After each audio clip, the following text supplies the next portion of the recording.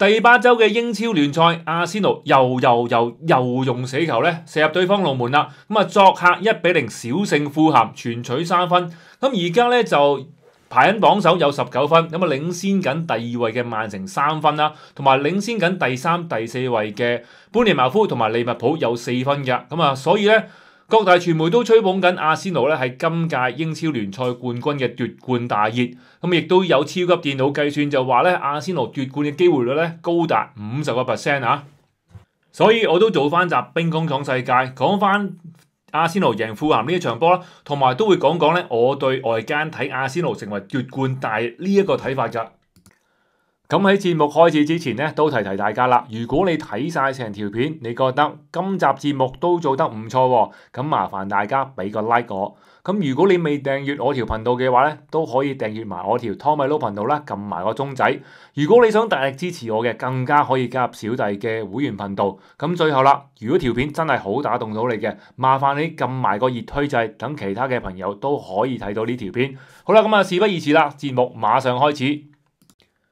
咁啊，先睇翻兩隊波嘅出場陣容先。咁啊，阿仙奴啦，咁啊門將都係繼續係拉亞啦。咁啊，中堅就係薩利巴加加比爾啦。咁啊，左右兩邊都繼續係卡拉費奧利搭添巴。咁啊，中場3個就係蘇比文迪、萊斯同埋伊斯。咁啊，伊斯係取代咗受傷嘅奧隊啦。咁啊，主力係踢攻中。咁啊，沙卡仔、約基利斯、托沙就係3叉戟啦。咁至於富咸啦，就睇一個4-2-3-1陣式。門將就係利奴啦，咁啊中堅係古恩卡加呢個安達臣，由左右兩閘係斯斯隆同埋卡斯坦尼，防中就係簡尼加呢個嘅貝加，中場3個伊和比京士、哈利威爾遜，前邊就係魯爾茲美利斯。嗱，如果唔係亞迷或者係富咸嘅球迷嘅話咧，呢場波可能會覺得有啲悶啊。咁啊，富咸咧其實就好被動㗎，咁啊簡單啲嚟講咧，做一個低位防守啦，同埋佢嘅防守嘅紀律性亦都非常之高啊。大家會見到呢一幅圖啦，咁啊雖然佢哋係踢一個4-2-3-1陣式，但係防守嘅時候咧，佢哋會係踢一個4-4-2嘅陣式啊。伊和比同埋哈利威爾遜咧都會落咗去防中嗰一格啦，咁啊淨係剩翻呢個京治同埋呢個魯爾茲美利斯啦，嘗試係打一啲突擊嘅啫。好啦，我哋再睇埋咧成場波嘅一啲數據先嚇。咁啊控球指數阿仙奴就6-3㗎啦。咁啊射門有16次啦，10個 corner 啦，咁啊預期入球1.87啊。至於富咸方面啦，咁啊射門有9次，有6個 corner，咁但係就預期入球得0.44啊。場波其實咧，我作為亞迷都覺得係有啲悶嘅。咁全場唯一嘅入球咧就出現喺下半場啦，58分鐘嘅時候咧，阿仙奴就憑住一個角球嘅攻勢啦，沙卡仔開出角球。咁啊落點去到加比爾頭頂輕輕一搖，又搖咗去尾柱，咁啊伏兵尾柱嘅托沙咧就輕輕一射咧就射入咗富咸嘅龍門啦。咁呢球係阿仙奴今季聯賽嘅第15個入波，咁其中咧有2球係12碼，8球咧係憑住死球而入嘅，即係話運動戰咧只係入咗5球波嘅啫，有2/3嘅入球咧都係來自死球同埋12碼，呢個比例咧其實係有啲高㗎。而今場波咧，達 Sir 咧只係做咗3次調動嘅啫。咁嚴格嚟講咧，我覺得都可以講為2次嘅啫。分別就係62分鐘就換走伊斯，換入美連奴啦，跟住就係70幾分鐘就換走咗托沙，就換入咗馬天仔。咁啊，去到90幾分鐘嘅時候咧，就將約基利斯換出咗，就換入洛加特守埋去咁解嘅啫。咁呢場波咧就係典型咧，就係悶悶地贏咧，或者場面唔係咁好睇，但係就可以全取3分嘅比賽啦。咁其實大家都知道啦，咁啊對上嗰2季咧，我哋作客富咸咧都係失分㗎，前季係失足3分啦，上季係失咗2分啦。咁啊，我哋不嬲爭冠嘅時候咧，唔係失分俾一啲強隊啊，即係對住逼色，大家都知阿仙奴嗰個成績係唔差㗎啦。但係往往我哋失分咧就係一啲中游球隊，譬如就係上季對紐卡素啦，同埋富咸啦，同埋韋斯咸咧，我都先後失分啊！嗱，今屆咧，我哋對住紐卡素作客咧已經攞咗3分啦，作客富咸又攞咗3分啦，咁啊主場對韋斯咸亦都攞咗3分啦，同埋咧連續2場波咧都係零封對手，兼咧對方係冇一次射正龍門㗎，呢個都係一個即係非常之重要嘅指標啊！嗱，雖然場波贏得唔好睇，但係咧呢一種悶悶地贏啦，同埋呢種嘅防守嘅數據啦，令到各大傳媒咧將阿仙奴咧捧為而家嘅奪冠大熱嘅其中一個最主要原因啦嚇。嗱，今季阿仙奴嘅防守有幾咁出色咧？或者我哋可以借鑑即係04-05年車路士奪冠嗰一屆嘅防守數據啦。嗱，車路士當季咧全季只係失咗15球波嘅啫，咁啊係至今咧都被視為唔可以打破嘅防守紀錄嚟㗎啦。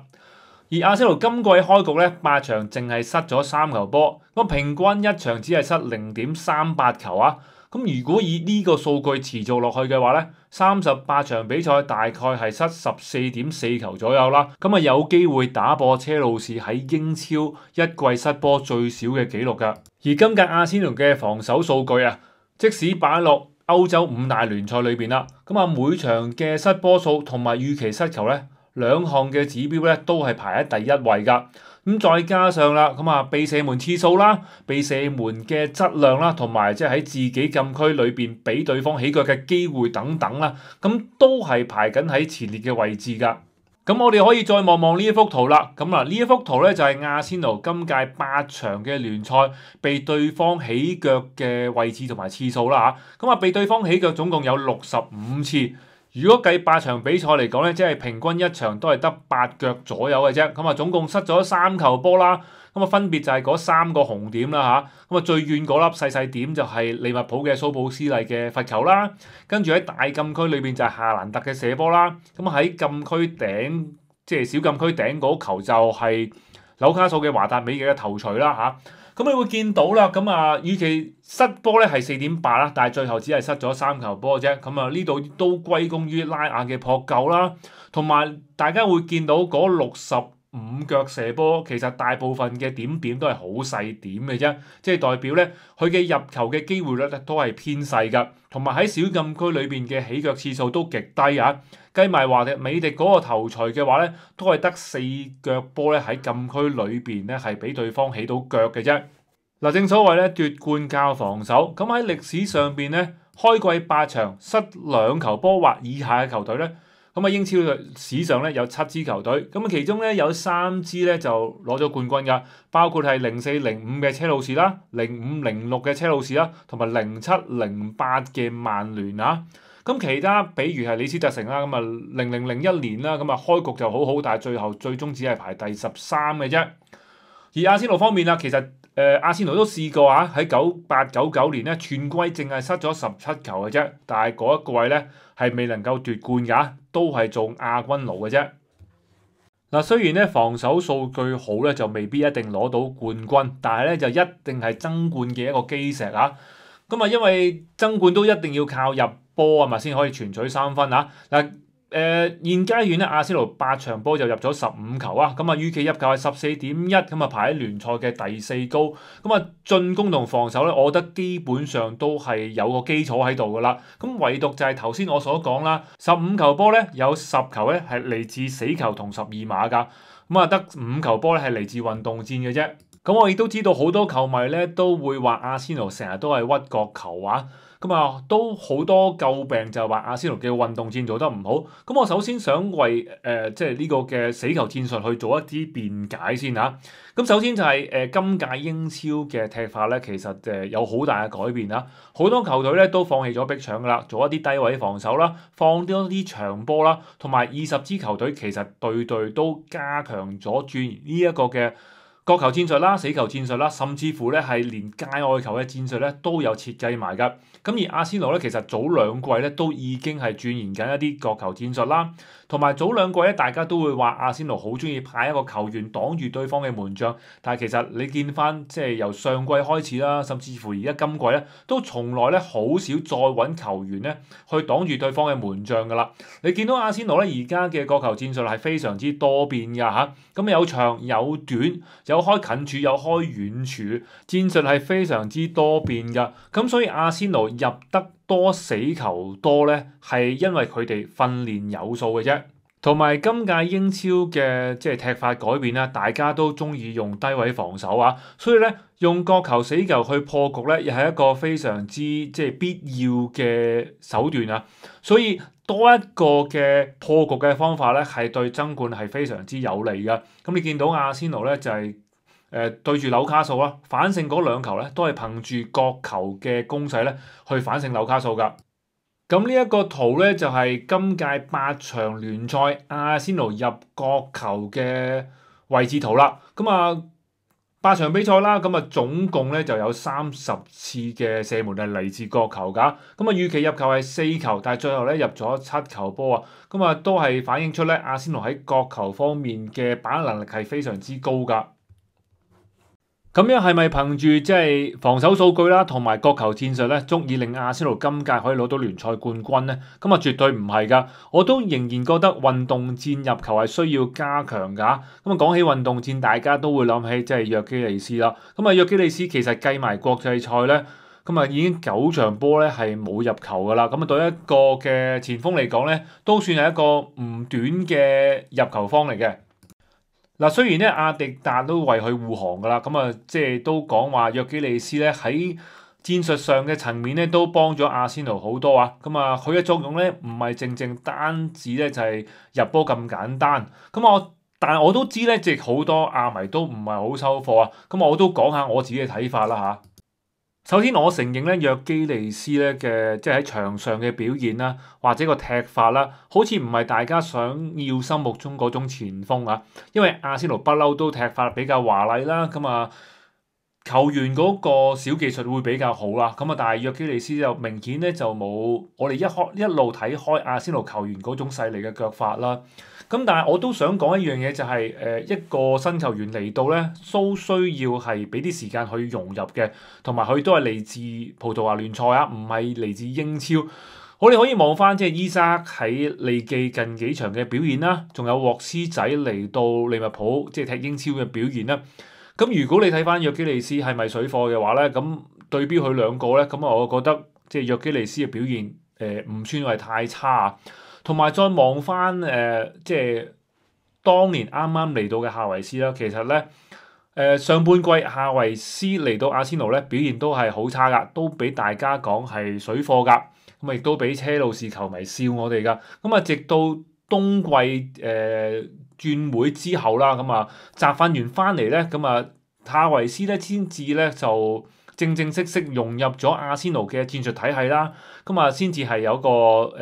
又唔可以叫大爆發，但係咧就下半季佢嘅表現就出色咗好多。咁我都等緊即係約基利斯咧俾啲時間佢啊，咁啊可能都要經過上半季佢同球隊嘅磨合咧，先至可以發揮到佢嘅作用。同埋呢一樣嘢就係阿仙奴而家嘅 Open Play 點解即係入波咁少咧？就係因為咧奧隊嘅傷出。咁奧隊不嬲都係阿仙奴嘅中場大佬啦，咁啊好多組織都要靠佢噶啦。嗱，雖然上季嘅狀態麻麻地啊，但係其實奧隊喺阿仙奴嘅作用咧，我諗都冇乜邊個球員可以代替得到啊。即使咧今季我哋買咗伊斯翻嚟啦。嗱，雖然有球迷就話啊，即係奧隊受傷唔緊要啦，有伊斯啦。嗱，今場波佢對富咸嘅表現咧，正就係麻麻地啦。嗱，佢今場波咧，全場得37次掂波，咁有27次傳球，完成咗24次，咁啊淨係創造咗1次機會啫。咁啊嘗試過2次個人，但係得1次成功啊。咁其實喺過去咧，我講過好多次噶啦。咁伊斯咧係需要重新適應喺阿仙奴嘅角色定位啊。特別係踢法啦，嗱，首先因為咧咁啊，伊斯喺水晶宮就有一個絕對嘅球權啦，另外就係水晶宮踢一個低位防守啦，咁佢哋作為反擊嘅第一點咧，咁伊斯有好多空間咧，佢俾佢去向前推進啊，咁但係嚟到阿仙奴之後咧，佢如果要去負責去組織攻勢嘅話咧，佢就可能唔係幾習慣啦，因為第一本身就要面對翻對方嘅密集嘅防守啦，冇喺水晶宮時候打反擊咁多空位俾佢去單對單個人啦，俾有空間俾佢憑速度可以殺入禁區起腳啦。咁而家佢面對嘅問題就係咧，佢又唔能夠一個人扭幾個入禁區起腳，而佢自己創造機會嘅能力咧，亦都唔可以話不足，係因為要喺空間狹窄嘅範圍去創造機會咧，我覺得奧隊係隊係英超裏邊咧頭2個最出色嘅球員嚟㗎。你要伊斯突然間入到嚟阿仙奴嘅體系裏邊咧，取代到奧迪加特呢種即係喺狹小空間創造機會嘅能力嘅話咧，咁其實對伊斯嚟講係唔係太公平㗎。咁所以咧，要阿仙奴嘅運動戰入球能力提升咧，都要等翻奧隊咧，同埋即係夏維斯出翻嚟咧，我覺得先至會有即係一個顯著嘅提升啦。咁啊，所以大家都要俾多啲時間約基利斯啦，同埋伊斯啦。咁啊，兩個人都要重新適應一個新嘅球隊啦，同埋一個嘅踢法嘅轉變啦。咁而家外界又視阿仙奴為係即係奪冠嘅大熱門啦。咁啊，你問我點睇咧？咁其實如果憑住防守數據同埋呢個嘅角球戰術啦嚇，咁我覺得係樂觀嘅。但係其實過去嗰即係2-3季，其實我哋嘅防守數據一樣都係好㗎，我哋嘅死球戰術都係好㗎，咁都係樂觀過。但係最後大家都知啦，結果係我哋3連亞。咁唯獨就係今屆嘅後備力量咧，令我安心少少啦。因為大家都知道上一屆我哋嘅傷兵令到我哋即係最後階段唔能夠同利物浦爭到尾啦。而今屆我哋嘅後備力量應該係英超咁多隊之中咧，即係最厚噶啦。同埋今屆咧咁多絕殺波出現咧，好明顯就係因為補時時間長咗啦，同埋後備力量落到嚟改變戰局嘅作用係大咗啊！咁你會睇翻就係即係咁多球絕殺波，大部分都係後備入替嘅球員去產生㗎。譬如係利物浦嘅基艾莎啦、古姆夏啦，咁啊阿仙奴嘅馬天仔啦、美連奴啦，咁啊水晶宮嘅尼基迪亞啦，同埋車路士嘅伊斯迪方啦，等等都係後備落嚟咧，改變咗個戰局咧，射入絕殺波㗎。咁我自己就希望憑住呢個嘅板凳深度厚呢個力量咧，就可以幫我哋即係爭冠爭到最尾啦。咁啊，同埋都要睇下對手嘅表現。嗱，雖然而家利物浦個情況就有啲掙扎，但係其實我都冇排除過佢咧係即係爭冠嘅對手啊。咁啊，只要等即係利物浦去即係執翻好隊波咧，其實係佢要後上追上嚟咧，其實都唔係冇可能啊，因為佢哋本身個攻擊力真係即係粒粒皆勝啊，真係強嘅。只要執好隊波嘅話咧，佢要即係最後連勝啊殺晒上嚟咧，其實都唔係話冇可能。咁再加上仲有曼城啦，咁啊如果夏蘭特真係一路 fit 到落尾咧，咁啊哥迪奧拿球隊癲起上嚟就又真係可以唔使輸嘅喎。咁啊，所以即係你問我係咪真係好有信心？即係而家電腦就話即係超過50%咧，其實我係唔係好信。我覺得而家都最多只不過係即係大家都係33%啦。咁啊，我當係三頭馬車。咁啊，我又唔覺得自己即係阿仙奴係即係嗰個奪冠機會率即係去到超過一半咁高啊！咁你話冇就一定絕對冇可能嘅。你話冇信心咧，又唔可以講冇，但係又唔會話即係多到咧，我哋真係坐定粒六係攞聯賽冠軍啦。同埋而家都真係只係第8週嘅聯賽啦，咁啊仲有好多嘅變數，特別係之後嘅杯賽嘅所有嘅影響咧，都會影響到聯賽嘅走勢。好啦，咁啊，今集節目就去到呢度啦。不過最後都問下大家啦，咁啊，你覺得阿仙奴今屆奪冠嘅機會有幾多咧？同埋點解咧？都不妨留言話俾我聽啦。好啦，咁啊，下集翻嚟再見，拜拜。